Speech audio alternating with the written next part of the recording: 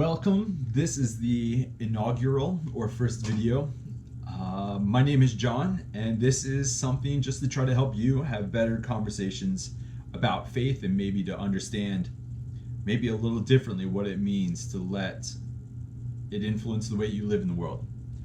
So this is going to be an intro video. There's not much that's going to happen in this one, but let me explain what we're going to do before anything. This is going to be a series that is going to come out on a weekly basis for a couple weeks, and it's all going to be about the topic of sin. Now, I was trained as a pastor, and so I have read a number of people that have said different things about sin, and one of the things which I do believe is today we have a rather impoverished or less mature understanding of sin than we ought. I think that if we were to understand it a little bit better, we might be able to change our direction. We might be able to change the way we think about it, and maybe that might have some good repercussions. It might affect things in a good way. So what I've done is looked at what different people throughout history have said about sin. How do different people define it? And I found all of them to be incredibly helpful. So this is going to be the first, just the intro video. The next one will go through the first figure, and we'll go through these figures chronologically as they exist in history. Now there's two reasons, or at least two quotes that come to my mind when I think about this series, which I've never done something like this before. So the fact that you're watching this is already a privilege and an honor and a unique thing even for me. But the two quotes that come to mind are one from the book of Romans, and it comes from chapter 11, verse 16, where it says, "If the root is holy, then the branches are holy." Now, someone a little later on than Paul, who wrote that letter, latched onto that verse and really expounded on it, because it doesn't overtly have to do with sin in the same way. But it is trying to say that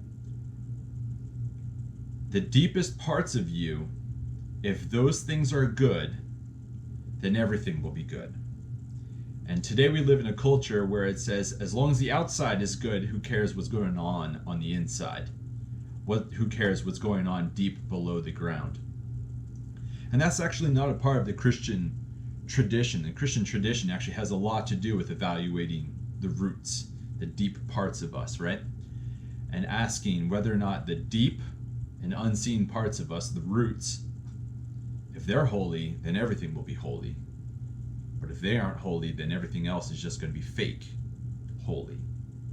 Now we might have a chance to talk about what holy means, because yes, the word in Greek is hagios, but it can also mean healthy, whole, and hale, actually H-A-L-E, comes from the same root in English as the word holy. So maybe being holy has to do with wholeness and being hale and healthy, and maybe even more than that.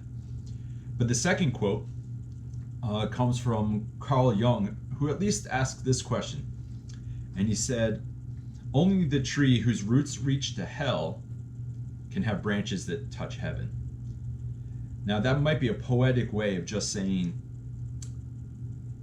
unless you understand your capacity and your ability to do things wrong and evil and in a destructive way, unless you understand how deep you can go in the wrong way, to that same level, that's how much good you can do in the world. And in different church circles, you might call that an understanding of depravity. You might say it is having a humility and maybe even being very cognizant of just what you're capable of. But I like at least a general idea, and I think it's consistent with faith.